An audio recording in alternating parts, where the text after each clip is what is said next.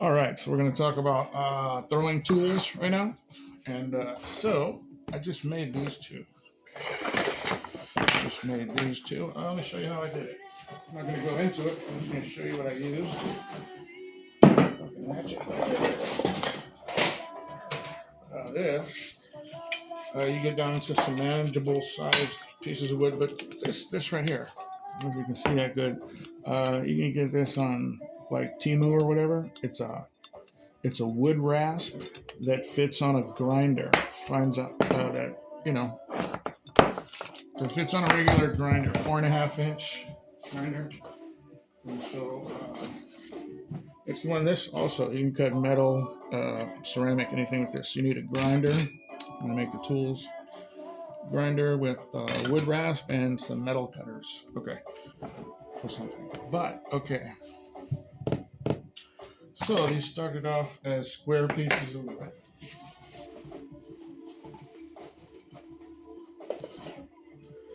These start off as square pieces of wood, little square pieces of wood, and I chopped them down much as I could, like split them into smaller pieces. Went from this size down to like this size, down to this size. This is for the smaller ones, but the thing is, it's hard wood. It's got to be hard wood. It can't be pine or it won't last for a long time. So it should be oak or ash, you know. I mean, you don't want to waste the wood from the environment, but you got to have mainly oak. In America, oak is good. That's what we got. It's everywhere. It's in the garbage. Any old thing made out of wood is probably made out of oak. Okay. So, as you can see, this still has the paint on it. You know, same batch of wood. Okay. This is a rib. This is a finger rib. So let me tell you, these are just rough. They're definitely going to have to be made better. Like trimmed down a little bit. They're going to be a little smaller. But this is how I got them with the wood rasp. I got them down to this level with the wood rasp. With the grinder rasp, like with an electric rasp. So uh, so there's that. And this I made a long time ago. Just sturdy. As you notice, they're not really even and like they're not very cosmetically. Maybe I'll make a mold or something at some point, but right now the business end is what matters. This is what matters. Matters the shape of this. So there are three kinds, okay? Three basic kinds, which are uh, bent finger, straight finger. Okay, straight finger would come first. Okay, there's straight finger. That is your finger going like that. Okay. Next one is bent finger. Right? Bent finger, where you can press it against the edge and press it really good against the edge as if it was your finger, but you can't fit your hand inside.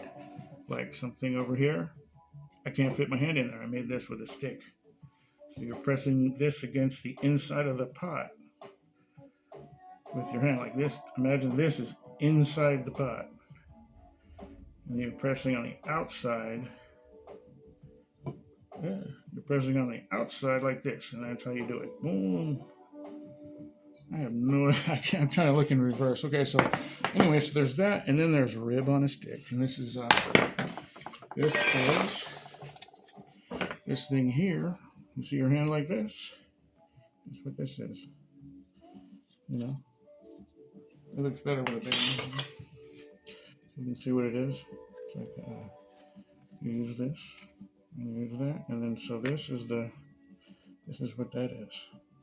And there's a business end, and since our wheels turn counterclockwise. So I could make an ambidextrous. I could make one that's middle, but this one is for Western wheel. But anyway, so there's that. Okay, so there's these kinds. So, all right, there's straight finger,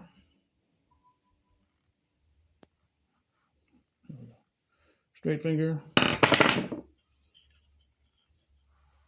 curved finger, straight finger, curved finger. and rib on a stick. So those are the main kind. And this one, I got this directly from Mike Frimkus. That's why I haven't thrown it away. One side broke off, but it's still a square. It's just it was roughed out. I never finished it. But since Mike gave it to me from his own hand, you know, I'm going to finish it and keep it. This is like a little extreme finger on a stick. It's like a curly finger on a stick. But anyway, he had every kind you could imagine. But the thing is, you got to know how to use them or they're worthless. They're just sticks. Anyway, but this is a good one. I'm going to finish that. And so there's this. And so that's it. And so then you get into metal. When you get into finer work, very small things, you get into, this is just a spoon that I hammered out, but it's not in the correct shape. I didn't, you know, but anyway, like your hand like that. So these are the tools. The thing is, you have to learn how to use them, or else they're just nothing. You can have all the fancy shapes in the world. If you don't know what they're supposed to do, then you can't, it's useless. Okay, and there's this. It's a bottom end printer. Like it puts the, I always put that little lip on the bottom of my pots. Fits right in there. Because that's just big enough. That's just big enough for my thumb to grab on it. Right there like a handle. And the other side is like that too. So I can take it and dip it upside down in the glaze. Even 24-inch ones. I put this thing on the bottom. So it's a handle on the bottom for my fingers to grab it. Some of them are very wide, you know. But sometimes you got to grab them with both hands. But you should have a lip. I mean, it's just convenient.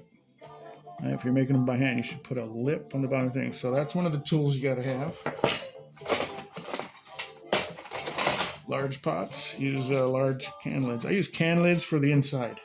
Okay, you see? The things on the inside of the pot can be rigid. They can be rigid. They should be rigid. The ones on the outside have to be stainless. They have to be flexible. Ones on the outside must be flexible. You're going to put this on the inside of the pot, and then you're going to put this on the outside of the pot, and you're going to press them together so thin, right? Your hands could never do that. It's like giant fingernails or whatever. Actually, Mike Frimkus had some gloves with stainless steel fingernails on them. I could show you that. He probably has a video on it. Anyway, so I'm trying to do a basic thing with my tools. Basically, straight finger, curved finger, rib on a stick, inside,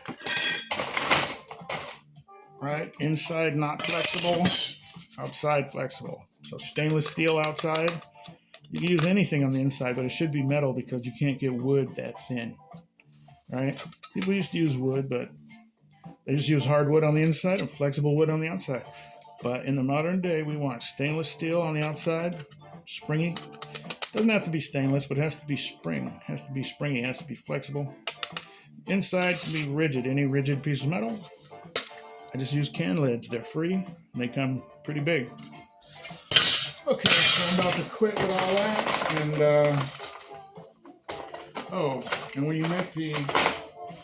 you make small ribs on a stick like this was just an experiment. The spoon thing doesn't really work for me, but the thing that you do is you make small ones out of wood, and then you put a piece of stainless steel on the stick. So this is going to look like. Right?